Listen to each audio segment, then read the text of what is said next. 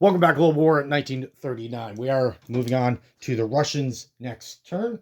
The Axis were pretty busy last round. The Germans went into the Soviet Union, launching Operation Barbarossa. The Japanese did their sneak attacks to a very effective degree, taking out a big army of the FAC, knocking out the American fleet. So we'll see how the Allies can respond. For the Russians, they are in a tight spot. They're where the Germans do have a sizable army. Not a lot of heavy equipment, but certainly a lot of infantry to try to chew through, which would be kind of hard given what we can get there. We do have a similar amount of infantry. I believe he has more, but a big chunk of my infantry are two spaces away and not one. And then there's a couple of other pockets of armor and some other equipment lying around in Russia. But certainly the biggest army is in the Ukraine, so coming from down south. But we do have a pocket of our own forces in Viipuri. Right now, they are actually surrounded. So we'll see if we can't break through. But for our purchases, we do have 45 to spend, and we're going to go with 9 infantry and an elite guard for 30, another elite guard, heavy artillery, and KV2 to round out our 15. All right, so let's take a look at our options here. We are doing, this territory up here on the Germans' last turn was left vacant. So a partisan pops up on the end of their turn. Same thing with Amur. The Japanese opted to take these two territories, leaving this blank. So a partisan pops up there as well. So those two territories are still owned by the Germans and the Japanese. They still collect the income. Just a partisan can't move, it can't attack, but it has a defense of 2. So if he does re-engage those territories and attacks it, the partisan goes away, he retains the territory, everything's good. And he collects that income. But now, if he opts not to, at the end of each nation's turn, German or the Japanese, those partisans will turn into regular infantry and capturing the territory back for the Soviet Union, and that infantry will be treated like a normal regular infantry, can move, can attack, defend itself. So that is good. That is good. So that might be 2 territories that we don't have to really think about re-engaging, and we'll get a couple free guys on the map. And he uses Barbarossa dice to signal Leningrad, so we can't attack that one. Everything else is free gain, of course. So now, part of me does want to attack Western Ukraine to take on this army here. Again, a chunk of our infantry is in Moscow, too far away. And if we conduct this battle, thinking in a way of low luck, based off what he has here, he has roughly 38 units that are defending on 4. Basically, he'll get 12. You should expect 12 hits returning fire for us. And I think we're the equivalent to that as well. However, if we use those numbers, the stack of infantry will only be half defeated. He would still have the other 12 or so infantry left, or 10 infantry, something like that. But all my infantry be gone, and then he'll be hitting into my heavy hitters, or my more heavier equipment, and I want to preserve that as much as I can. So this could be another potential target. However, the counterattack to coming in here, I've no doubt I would be able to eliminate this 1 round of combat. That's not the concern. The concern is the counterattack. We got a bunch of mechs, artillery in Romania, Hungary, mechs and artillery here that can reach, and artillery, these guys, this tank, 2 more tanks here, and a bunch of planes can get there. I can't move any AA guns too far away. Yeah, so I think what we're going to do here, we're going to do the conservative move. We're going to put down a bunch of blockers, forcing him to move one step at a time. Try to get a little bit closer to Moscow, and we'll see what that happens. So in the non-combat move, this whole chunk, outside of a couple of infantry, will just move backwards. But up north, we will be launching an attack. What I have in Helsinki is 4 units. So I got a tank destroyer, medium tank, and 2 infantry. We're certainly going to knock that out. What that does is removes one of his allies. So every turn he's getting a free infantry there. There is a colonial factory, which he can produce tanks or whatever he wants there. So we want that out. And Helsinki is part of a national bonus. The territory itself is only worth 1. However, the NO bonus for Russia is 6. So that territory is actually worth 7 for us. So that's a big chunk of money, which would, just by taking this alone, would negate all the territories that he's captured off us. So our income will roughly be back at the 48 range. And of course, we do get an NO bonus for owning this and city. And if you remember from Triple Crown, he collected on this for a good chunk, right? So we want to limit that there. So for our attacks, we have 5 attacks to declare. He does have an air base, but there's no planes up here. There's no air bases around here touching 20. So our light bombers coming in to take out that transport. So that'll be a 1, 2, 3, and then he can fly back. No big deal. We could even go in with a fighter, maybe, but then they won't be able to get back to Moscow. And I don't want to expose the fighters to counterattack. So we'll just go with the light bomber, take out that, and see zone 20. Bit of a risk, but we will do it. We can also save that for the British can come in and reach. So we will see. And one of the rules, no other ally nation is allowed in Soviet soil. British, French, Americans are not allowed in Soviet Russia until they're at war with Germany. So we can bring over our 2 British bombers, destroy that, and then land up here if we wanted to. But on the card here in Valpurpri, so the 2 cavalry is going to come into Krylia, knock out that Mark IV. Yeah, we have the dice advantage with 2 dice, and he has 1, but he hits much higher. We will be bringing up, what do we got here? Let's bring up our tactical, try to even out the odds. And the 2 fighters, why not? So cavalry, 2 fighters, and a tactical. And they'll just all return to Moscow. We're going to take a light tank from Valpurpri. Now, tanks are the only ones that can blitz. So let's say we went in there with a mech. Say our target was this territory in Norway. But even though the mech can move 2, it would have to stop here because it doesn't have the blitz ability. But the tanks do. So we're going to move the tank to go 1, 2. And we're going to just occupy those 2 territories. Will fall to us. And we kind of want to do that because it knocks out one of their bonuses. Actually, let's move in 2 tanks. 2 light tanks. See how he responds.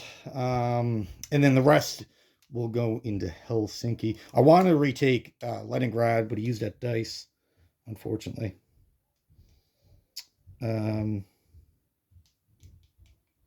Should we keep a guy behind? Nah. Let's not keep anyone behind. So we'll engage all this. So we got tank destroyer, light tank, KV2, 2 elite guards, 2 artillery, and 2 mechs. The rest will be non-combat moves. Okay.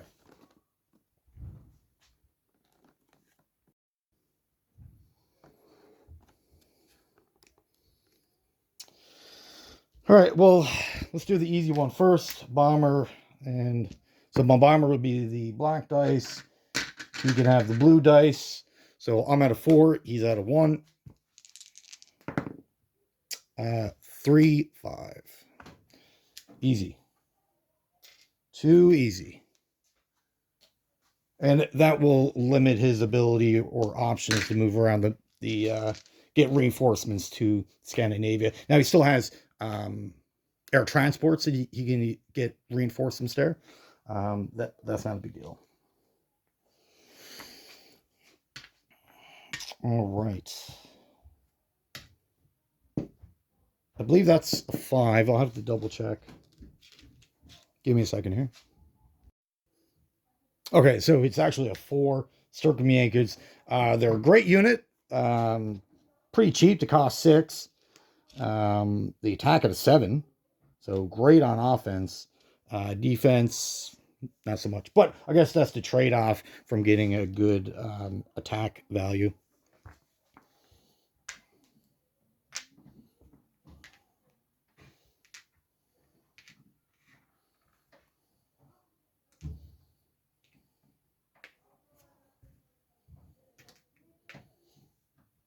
Oops. So he's got... All right, so he's got 2 infantry at a 4, the Stakomiekix Yacher at a 4, and a medium tank at a 6. I got a KV-2 and a tank destroyer, and light tank, 2 max artilleries, and the elite guards. Okay, so 2 elite guards. 412, 4 at 3, 3, 2, 4, 10. 2 hits. Halfway there. 1 at 4, 12, and 2 at 7. 9, 5. So we got 3 total. 3 at 4, 6, 6, 8.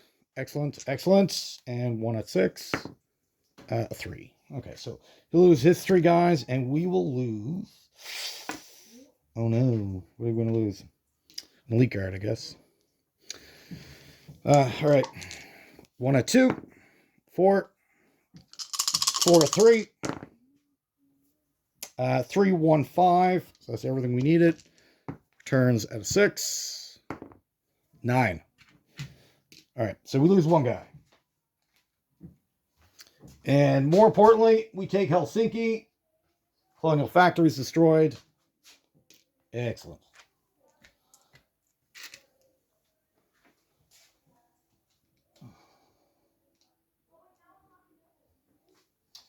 Excellent, excellent. Oh, we got one more. One more battle. So all of Finland has been liberated to the good guys.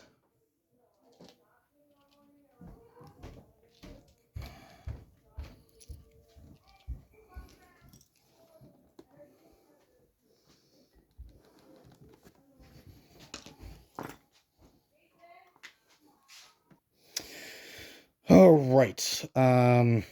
2 cavalry at 3. 4, 5. 2 fighters at 5. 2 twos. He returns at an 8. Got an 8. So we lose a cavalry. Not a big deal. We recaptured the territory, which was our more pressing concern because it's worth $2. All right. So just non-combat moves. Give me 2 seconds here. All right. Now for non-combat moves. Shameful. All right. So the light bomber from C-Zone 20 will go back to Moscow. That's all done. So we got this and this. Over here, what are we going to do?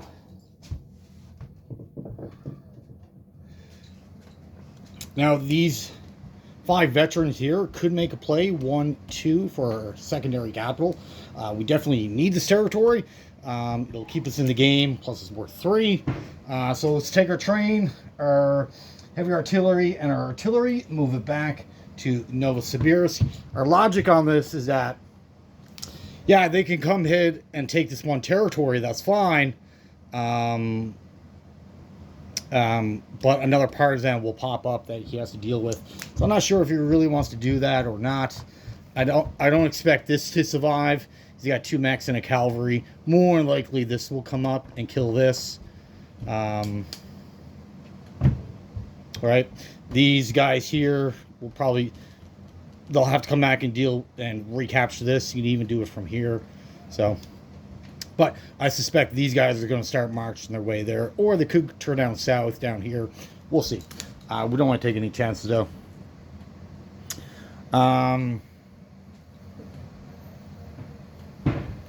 What are we going to do? All right, let's play it safe. See what they do. Let them come a little bit closer before we make our move. So all the elite guards, the 2 heavy artilleries, the mech, the 2 light tanks,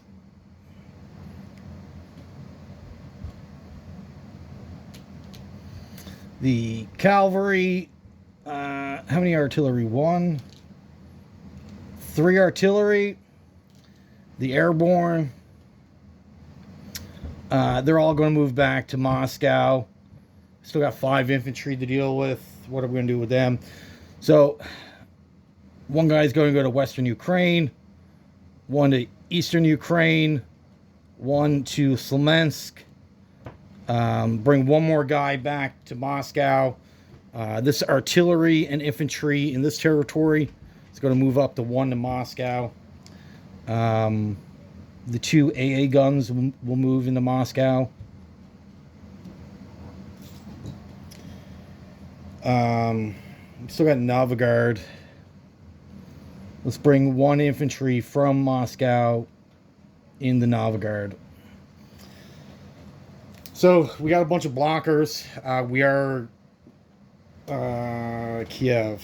We're gonna do a Kiev. Yeah, okay. The guy that moved, instead of moving back to Moscow, let's move him to Kiev, and we're gonna destroy the airbase. We're gonna get rid of that so we can't be used against us.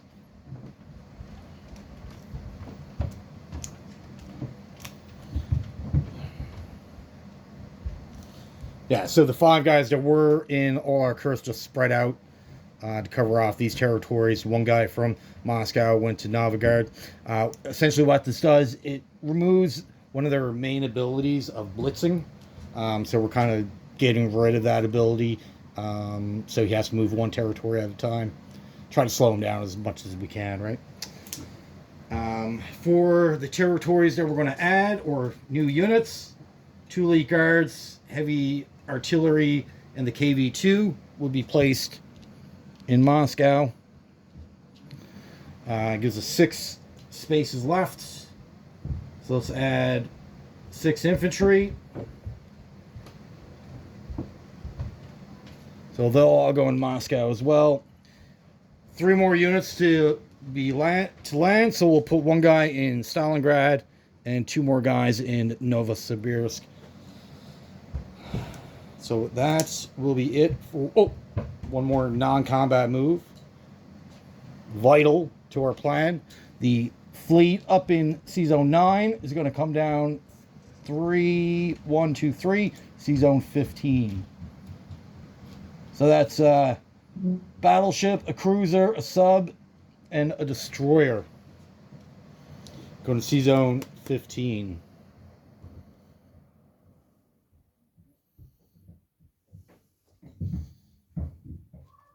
All right, that is it for the Soviets. I'll clean all this up off screen. So we have a sizable army. We'll see how he responds. All right, again, that is it for the Russians. Thank you for watching. Have yourself a great day. My apologies. We forgot to go after the income levels for the Soviets. For communist China, they're actually essentially out of the game, but their income doesn't go to the capturing nation like a if you would capture, say, Moscow or London or whatever, because they actually don't have a capital. So the communist Chinese retain their money; they can't spend it, and it doesn't go back to the bank, and they hold on to it for hopes of liberation.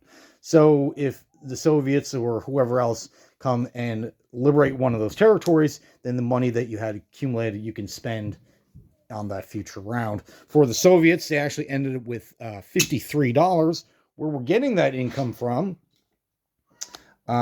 they are essentially, let's see, they are down 2, 3, 4, 5, 6, 7, 8, 9, 10, 11, 12. They are down 12. However, they are up 4, 5, and they get, if they own Archangel or any city, they get 6, and holding Helsinki, they get 6. So, and that's how we end up with our 53. So the Soviet Union is actually pretty rich, even though they're down a bunch of territories. They're up from their national production levels. So things are going quite well